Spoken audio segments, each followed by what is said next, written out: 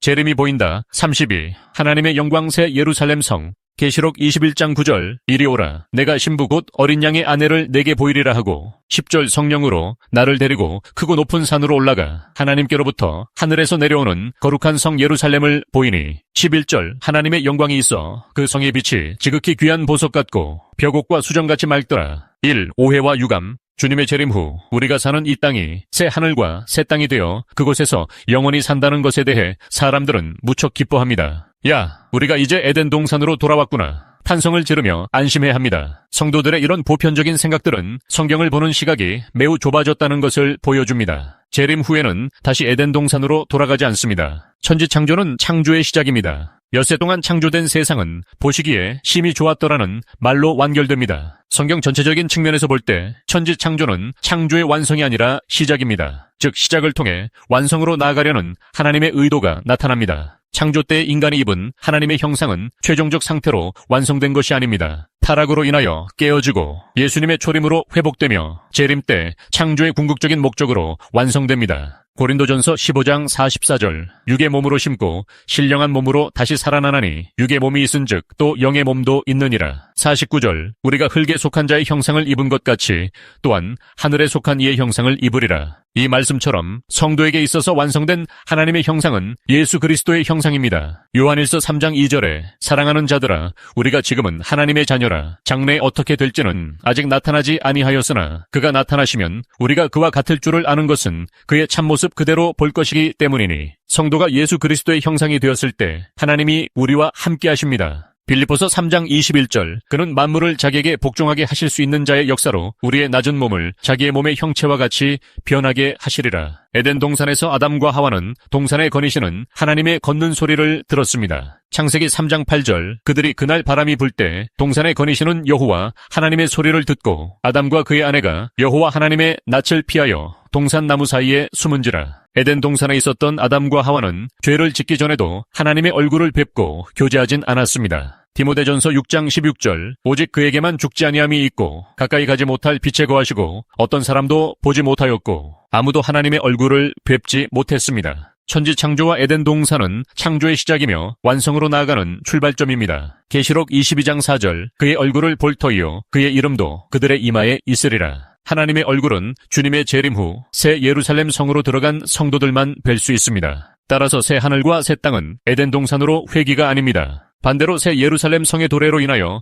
진정한 완성이 이루어집니다. 새 예루살렘 성, 즉 하나님의 장막이 영원히 사람과 함께함으로써 하나님의 모든 계획은 완성됩니다. 무천년적 견해는 새 예루살렘 성을 없애버렸습니다. 그냥 새 하늘과 새 땅, 마치 에덴 동산으로 회귀한 상태처럼 만족하려 합니다. 성부 하나님과 예수님, 성령님, 천군 천사들과 새 예루살렘 성에 충만한 것들이 설 자리가 없게 만들었습니다. 무천년주의는 새 예루살렘 성이 성도들을 묘사한다고 주장합니다. 이 문제는 다시 거론합니다. 세대주의와 역사적 전천년주의는 새 예루살렘 성의 도래를 한참 뒤로 늦추었습니다. 쉽게 말해서 천년왕국 뒤로 연기시켰습니다. 하나님의 장막, 즉 새 예루살렘 성의 최고의 아름다움과 풍성함이 없이 천년왕국을 누리라고 합니다. 앞서 이야기했지만 천년왕국이란 말은 성경에 없습니다. 새 하늘과 새 땅에서 천년 동안 왕 노릇한다는 것을 오해했기에 만들어진 중간적 왕국입니다. 자, 우리는 지금까지 모든 견해들이 하나님이 계획하신 궁극적 목표에 도달하지 못하게 하는 실수를 해왔다는 것을 발견했습니다. 이제 다시금 수정되어야 합니다. 재림 후 이기는 우리 모든 성도들에게 새 하늘과 새 땅이 임합니다. 이것은 이 땅, 즉 처음 하늘과 처음 땅이 변화된 곳입니다. 계시록 21장 5절. 보좌에 앉으신 이가 이르시되 보라 내가 만물을 새롭게 하노라 하시고 또 이르시되 이 말은 신실하고 참되니 기록하라 하시고 새롭게 된 새 하늘과 새 땅 위에 하나님의 장막인 새 예루살렘 성이 내려와 하나가 됩니다. 계시록 21장 2절. 또 내가 봄의 거룩한 성 새 예루살렘이 하나님께로부터 하늘에서 내려오니 그 준비한 것이 신부가 남편을 위하여 단장한 것 같더라. 3절. 내가 들으니 보좌에서 큰 음성이 나서 이르되 보라 하나님의 장막이 사람들과 함께 있음에 하나님이 그들과 함께 계시리니 그들은 하나님의 백성이 되고 하나님은 친히 그들과 함께 계셔서 재림 후 이기는 자 곧 모든 성도들은 새 하늘과 새 땅 새 예루살렘 성을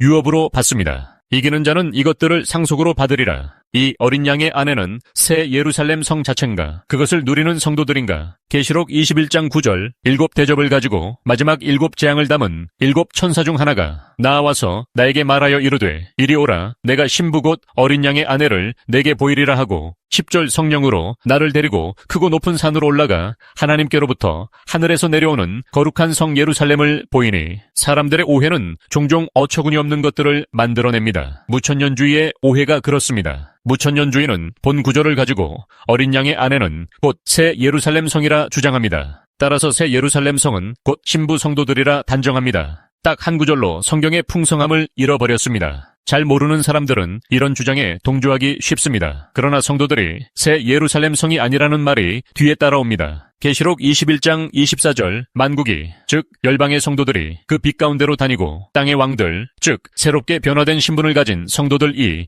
자기 영광을 가지고 그리로 즉 새 예루살렘 성에 들어가리라. 성도들과 새 예루살렘 성이 각각의 서로 다른 존재로 묘사되고 있습니다. 왜 성경은 이렇게 표현했을까요? 어린 양의 신부인 성도들을 보여주려 하는데 먼저 등장하는 것이 신부인 성도들이 있는 곳의 풍경입니다. 그곳이 바로 새 예루살렘 성입니다. 지극히 귀하고 풍성하고 아름다운 새 예루살렘 성이 보여지면서 점점 더 초점은 그것을 누리는 성도들, 즉 신부에게 맞추어집니다. 마치 영화의 한 장면처럼 아름다운 풍경이 펼쳐지면서 결국 가장 아름다운 신부가 마지막에 등장하는 것과 같습니다. 이제 더 이상 새 예루살렘 성 자체가 성도들이란 오해를 안 했으면 합니다. 3세 예루살렘 성의 치수, 쉽게 말해 새 예루살렘 성은 가로, 세로, 높이가 모두 같습니다. 12,000 스타디온입니다. 1스타디온이 약 185m일 때 환산해보면 약 2200km입니다. 면적은 미국 크기의 절반 정도입니다. 지구 크기의 비율로 본다면 약 100분의 1 수준의 크기입니다. 왜 이렇게 자세히 묘사하는가 하면 새 하늘과 새 땅의 하나가 된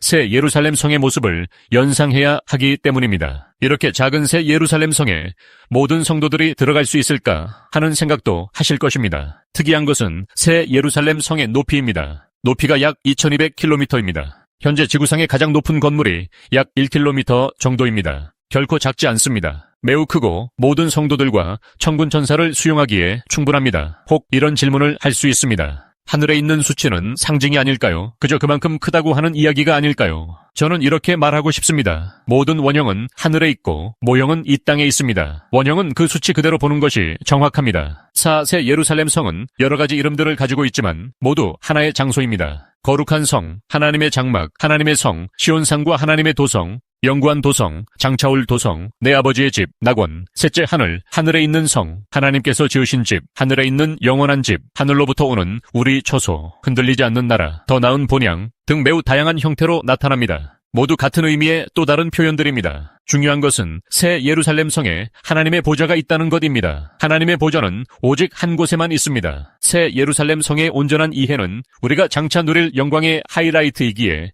매우 중요합니다. 성도가 받는 현재적 고난을 포함해서 장차 받을 고난을 이길 힘은 무엇을 준비해서가 아니라 영광을 온전히 볼 때 이런 강한 힘이 나타나기 때문입니다. 장차 하나님의 얼굴을 뵈며 그 영광을 누릴 것을 소망하는 성도들은 또한 현재의 삶에서 성령의 통치 아래 하나님의 뜻을 구하며 순종하며 주의 날을 사모하는 것이 결코 헛된 것이나 불필요한 것들이 아닙니다. 현재적 하나님 나라에 참여하는 것이 작고 보잘것없이 보일지라도 장차올 온전한 하나님 나라에 참여함에 보증이 됩니다. 나를 영원한 사망, 지옥에서 살려내시기 위해 십자가에서 뜨거운 피를 쏟아내 죄를 씻어주시어 영생천국 허락해주신 그 예수님을 끝까지 붙잡고 십자가의 은혜와 인내로 항상 승리하시길 소망합니다. 오늘도 주 안에서 은혜풀 충전하시고 기쁨과 평안이 가득하시길 소망합니다. 시청해주셔서 감사합니다. 영상이 유익하셨다면 좋아요, 구독, 공유로 함께 나눠주세요. 사랑하고 축복합니다.